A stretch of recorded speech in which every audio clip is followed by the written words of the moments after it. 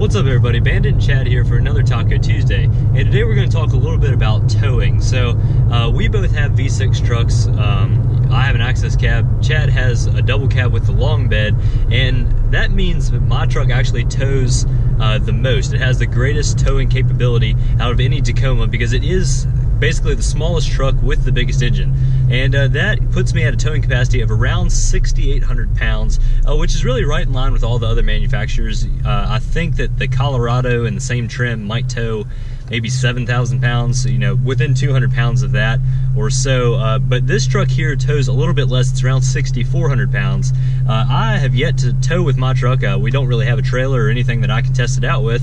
But Chad is in a little bit different situation. We've actually been able to tow a few different things here with this truck. Yeah, so I have been able to tow on what is probably what I would consider a 15 to 20 foot trailer. I don't know the exact length of it, but that trailer does weigh about 750 pounds from what I understand. So that is a little bit, you know, cutting into that towing, I guess, number, because you're going to be adding a good bit to that. So I've towed my four-wheeler, which is about 750 to 800 pounds as well. So you're getting more and more up there. And I haven't even touched anywhere near 6,400 pounds, but the truck does do towing pretty well for what it is. I'd say at the most I've probably been towing right around 2,000 pounds. And what some people don't know is that actually the weight inside the cab, so including the driver and any passengers you may have, does cut into that because you're towing and hauling all these different weights. So if you have stuff in the bed and if you have people in the cab, that is cutting into your towing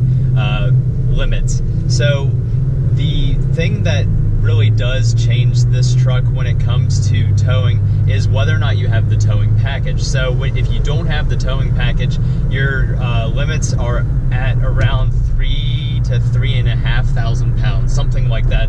But when you do add this towing package, it does add a lot of different coolers. So you're getting a transmission cooler, engine oil cooler, and a power steering fluid cooler, I believe.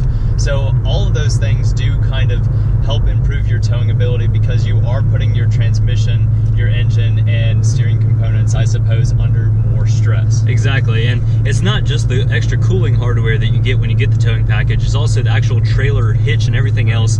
So you're not towing from the bumper. It does have a drop-down hitch there, and then you also get a 4-pin and a 7-pin connector there for your trailer lights and everything else. So it's really a nice package, and it only comes in right around $650. So obviously if you do all that in the aftermarket, you'd be looking at a lot more than that, and then none of those parts would be covered under warranty. But for only $650, I think it is a really good package. And like I said, I don't tow a whole lot, but I did elect to have this package because if you're off-road or anything else, all that extra cooling really does come in handy.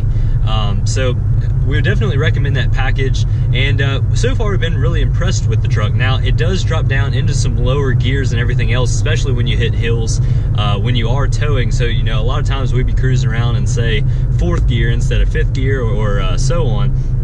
But really these mid-sized trucks aren't really meant to tow all the time. You know, if you're going to be towing all the time, you're obviously going to go up to a half-ton truck, or maybe even bigger than that. But just kind of rest assured that if you do have to tow with one of these, or you know, you have a small trailer, you want to tow around your lawn mowers or anything like that, this really is a fine truck to do that kind of stuff. But if you have, say, a horse trailer or something like that, you're definitely going to want to bump up into one of those larger trucks.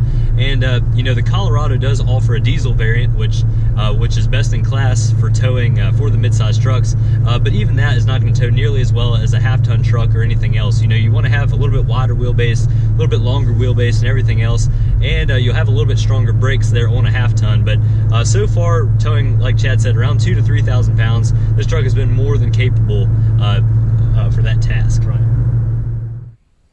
So what you're looking at here is the trailer that I do hook up to the back of my truck, and we have towed and hauled quite a few things on it, mostly this four-wheeler right here, but in addition to that, we also have done a good bit of furniture moving down to my apartment, down at school. We've done lots of household things. We've been renovating my grandfather's house, so we've torn out a good bit of stuff from the basement, and we've filled this thing over the top of this rail right here, and it has held things very, very well.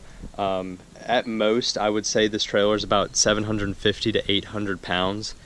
So with the four-wheeler on there, which is about 750 to 800 pounds as well, you're getting to about 1,600 pounds, which isn't even touching the max towing capacity of the truck. Excuse me. And, you know, the truck does do very well with it. I'm very impressed with how it tows this trailer, and it seems to shift fine. The transmission knows that it's towing, and I do put it in the ECT power mode, and that does especially help it when we're going up those steep grades. Now, the fuel economy, of course, isn't going to be stellar, but, you know, you're towing a load, and you have all that there in the back, and it's very not aerodynamic at all. So, you know, for what it is and what it does a great job.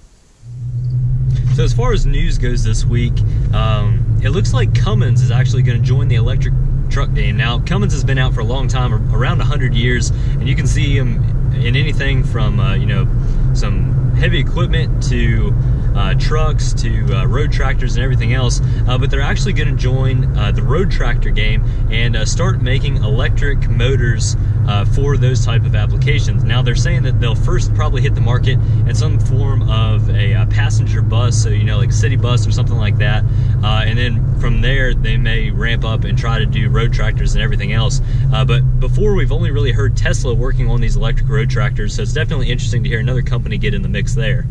Right. So some news that I have for this week is that Toyota, it sounds like they're going to be showing two new next generation concepts at the Frankfurt Auto Show this year. We are going to be seeing a next generation Land Cruiser and next generation Toyota CHR. So we're kind of confused as to why Toyota might be bringing out a new CHR. And the thing that I feel like we can come up with is that this is more of a Scion design. You know, this was slated to be a Scion vehicle if Scion were to continue to stay around, but since Toyota had gotten rid of that subsidiary, they have taken it in as their own, as the CHR, and I guess maybe they're going to be bringing on more of a Toyota take on it. Obviously, it does have design cues in there that you do see through some other Toyota and Scion products, but I guess they're going to be revamping it. Obviously, for this 2018 model year, a lot of Toyota vehicles will be getting the Toyota Safety Sense standard, so I have already gone onto the Toyota site to look and see exactly what vehicles are getting that, and the CHR is definitely getting that, so expect that to definitely be a carryover for just about any Toyota vehicle from 2018 after.